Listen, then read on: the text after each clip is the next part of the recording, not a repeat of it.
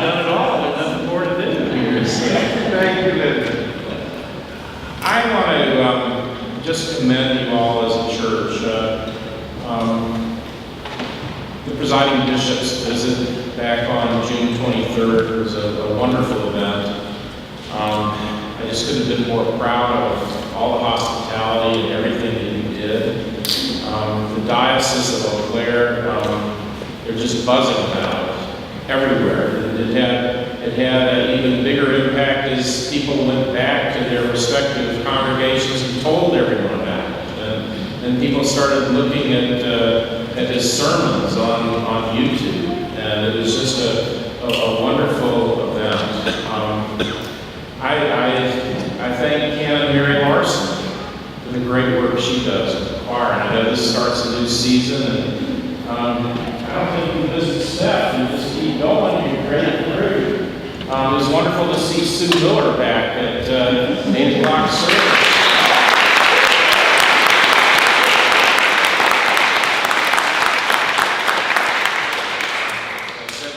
Sermons, gotta watch these altar guild ladies.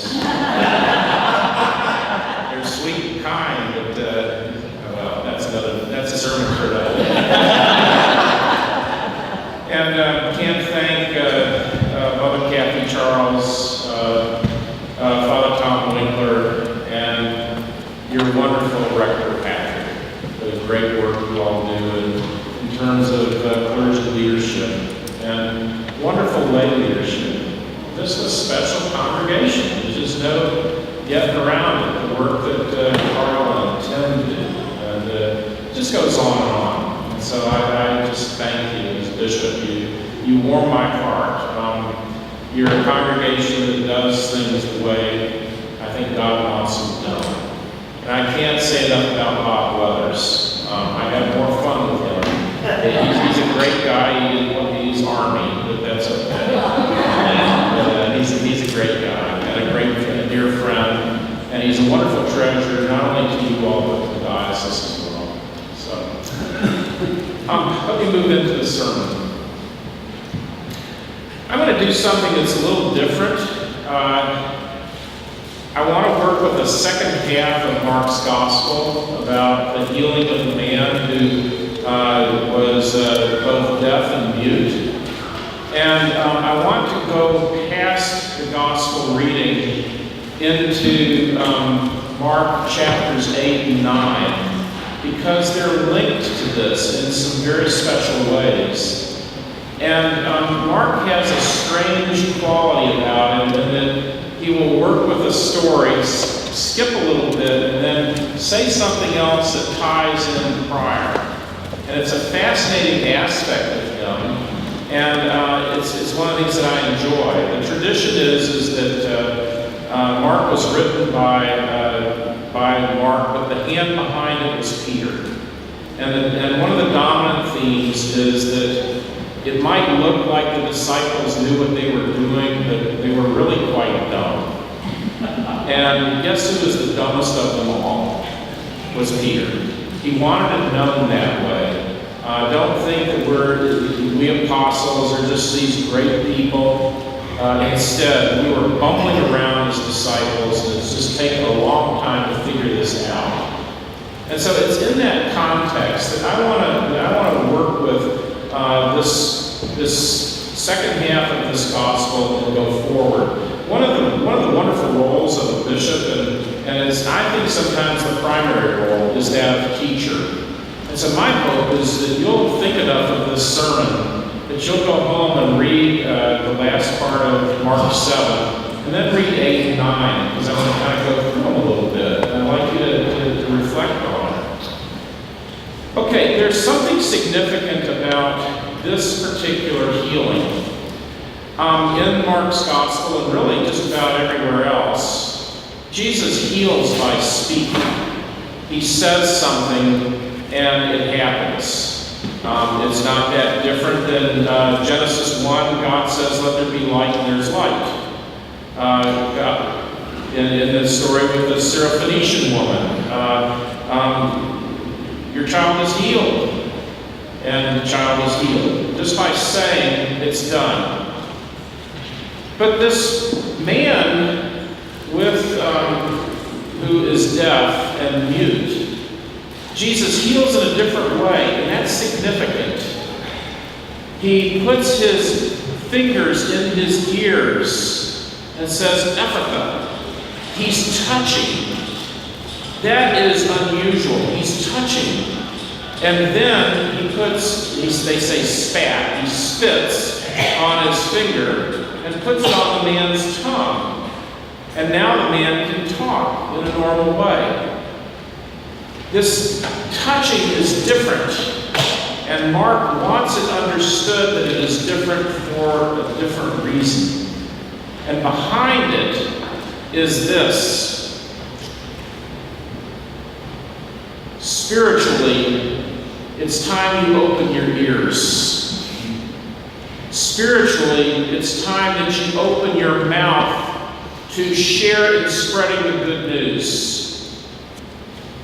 So, this man who has been deaf and mute, it's a statement that spiritually we have been deaf and mute, and Jesus wants to do something about it. And so the next thing that happens, it seems totally unconnected. He goes and multiplies these loaves and fish to feed 5,000 people. And this is a miracle. There's something to remember every time this occurs, whether it's 4,000 or 5,000, Jesus is doing this in a context of crisis.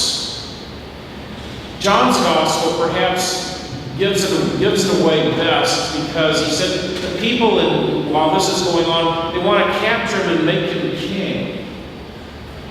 It is about false messages.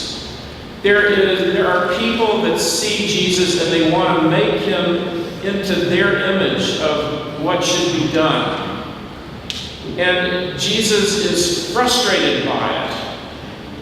And it is so strange in this, immediately in Mark, after the multiplication of the loaves and fish, these Pharisees come up and say, give us a sign.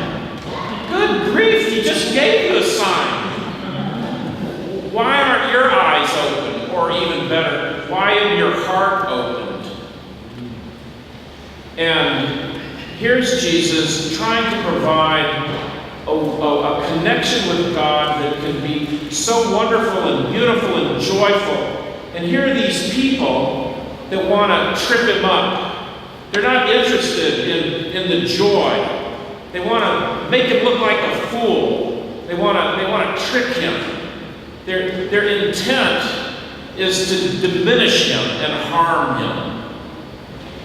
And it goes on where he's now with the disciples alone, and I guess they had left the bread behind, and they don't have anything to eat. And he says, beware of the yeast of the Pharisees.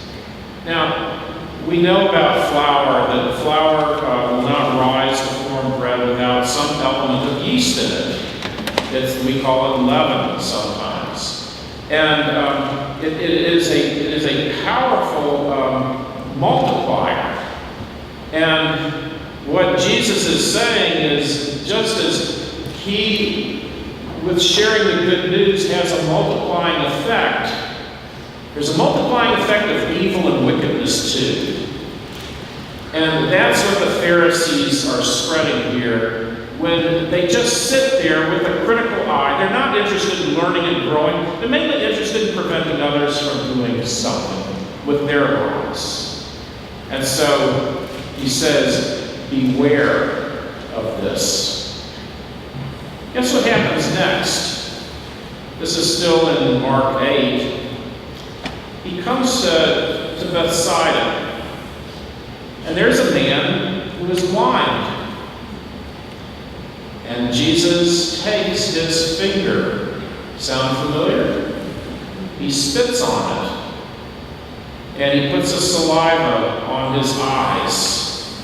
He says, can you see? He says, well, kind of, but people look like trees. And so he spits again and puts it, and the man is able to see clearly. So here's what Mark wants us to think. He can now, unlike the Pharisees, this man can see clearly, spiritually see clearly. And it's a call from Mark. Isn't it time to hear clearly, to see clearly, and to speak clearly? So if we're going to do this, what is to be said? What is to be heard? What is to be seen? And at this point, we get into a major turning point of Mark's Gospel. At Caesarea Philippi, Jesus asks the disciples, "Who do people say that I am?" They respond, some say you're Elijah returned, or Moses, or perhaps another prophet. And then Jesus gets direct, says, "Who do you say that I am?" Who do you say that I am? You're the one that's been around. You're the ones that have been around me. Who do you say that I am? And with that, it's Peter who blurts out, "You're the Messiah. You're the anointed one. You're the one chosen by God." And he is affirmed in this. And then Jesus reveals for the first time the journey that he's about to take. And it's going to lead to his death. And in the end, a glorification, Easter event, resurrection. And Peter cannot handle this and says, "No, Lord." And he's rebuked. He says, we've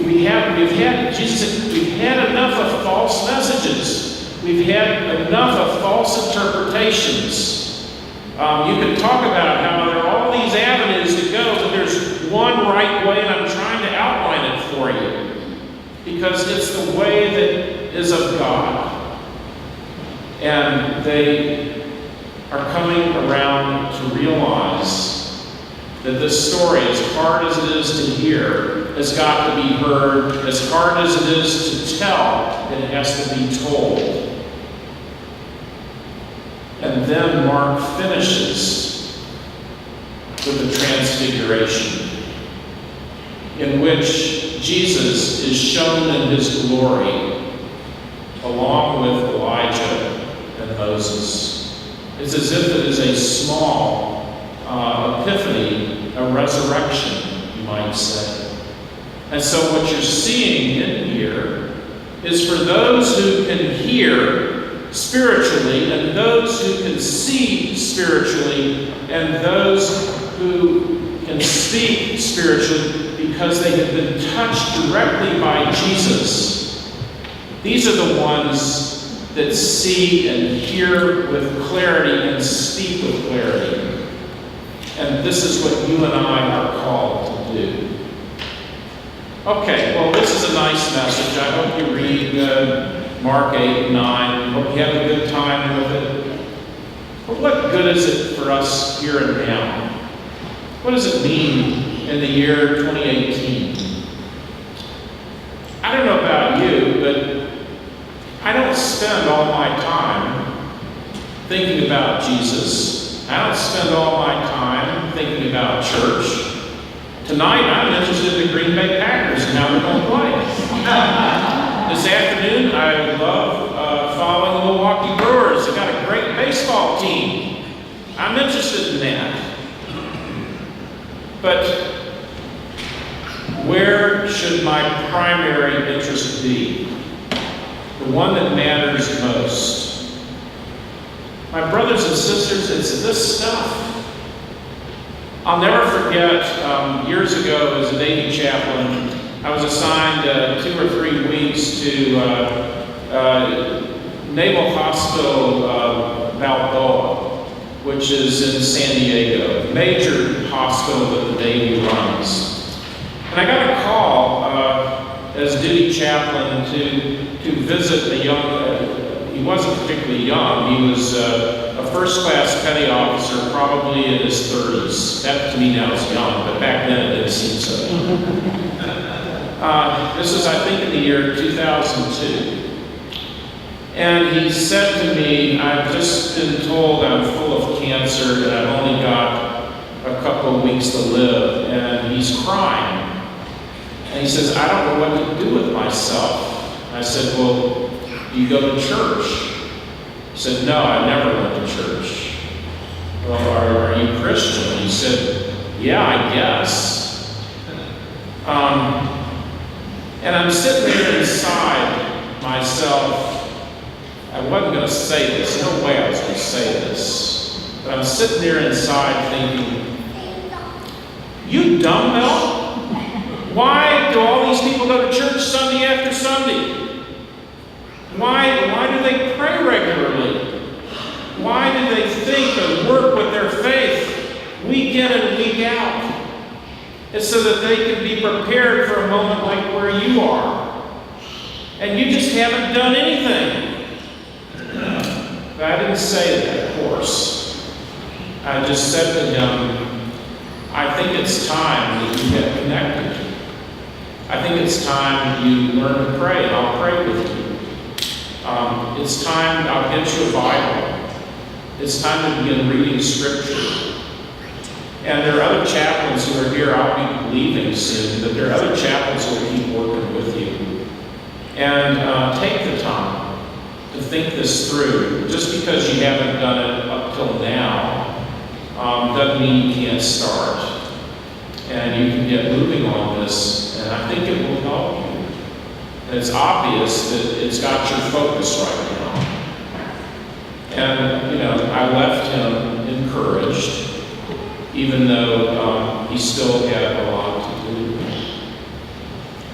I tell you this story because why is it that we think that, I know the Gospels, I know the Bible. The Bible is that book over there with the dust on it. I know what's in it. God spoke it. It was recorded. I believe it. Oh, do you know anything in it? Nah, it doesn't matter. Let other people pray for me. God and I have an arrangement. He stays out of my life. I stay out of his. Where are we going to grow in this? Where are we going to learn? Take a young girl. Say, you're going to be a wonderful ballerina. We don't need for you to practice. We'll just shove you out there with Milwaukee Ballet. You can be lead. We'll see how that works. I weigh enough that it's almost like those linemen for the Green Bay Packers. I got just about the weight. I think I'll go out to Lambert and Bob Weathers will send me out there for sure. And I'll just protect Aaron Rodgers. I'm ready to do it. Have you played football? Well, not since about the 8th grade, but I'll be okay. I'll be okay. I know what to do. I've seen it on television. That piano over there is wonderful. Let's see, one of the children, let them go play something from Rachmaninoff. They can do it. Why not? If they've heard it, they can play it. This is ridiculous, of course. The people that play baseball or football or who are ballerinas or people who play piano. Ask Mary Larson how long it takes. It's tough. It requires discipline. It requires hard work. Well, we know that. Why can't we understand this with our faith? If we want to have a healthy and strong faith, if we want our ears to be clear, and our eyes to be clear, and our speech to be clear, we've got to work with this stuff. We have to take the time to read Scripture. We have to take the time to pray on a regular basis. We have to take the time to reflect on our lives and how we live them and do the very best that we can in living out the gospel, not only loving God with all our heart, soul, mind, and strength, but loving our neighbors as ourselves. This is what we're called to do. And the fact is, by baptism, you're a Christian. The question is, are you a good one or not? And the way to do this and do it well is to spend time with it, to make it a priority. Doesn't mean that you do this to the exclusion of everything else. That's not the point. But you give it time and effort and energy and thought and reflection. That's what Mark is after here. To understand what is a true message of Jesus and what is a false one. To understand the difference and why. To recognize in the Bible, it is the revealed Word of God. God is working with you and me when we read it. And in so doing, it, as I said to Kathy, been putting hands on her as she was to read the gospel. May the good news of our Lord Jesus Christ enter your ears, capture your mind and your heart, and in so doing, transform the world. That's what this does. And so I come back to that basic question at Caesarea Philippi. When Jesus says, "Who do people say that I am?" And then a question not only to the disciples, but to you and to me. Who do you say that I am? Now let me just throw a third question in there. Who are you? I would suggest very strongly that your answer to the second question, who is Jesus, has a great bearing on the third one. Who are you?